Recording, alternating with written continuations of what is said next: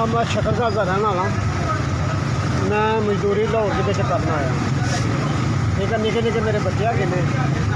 मैं तुहानूं की दसां, मेरे घर के हालात ही इहो ਜਿਹੇ हैगे ने।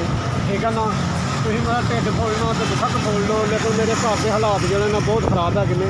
कल मेरा माल भेजिया तो मैं 2000 रुपया किसी को उधारा लिया तो मैं हुण 100 का पाया। ठीक है ना, जिहड़ा ना बिल घर के बड़े आ रहे हैं तो मेरे इन्ने वसैल नहीं है। ठीक है ना, 200-300 रुपया 400 रुपया मैं दिहाड़ी कमान वाला। ठीक है ना, तो मैं हुण कित्थों बिल भरां दस्सो मैनूं।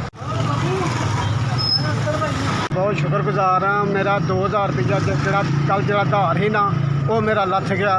तो मैं बहुत शुक्रगुजार हाँ। सौदे तो वध पैसे देते मैं होर की लैना तुहाडे कोल।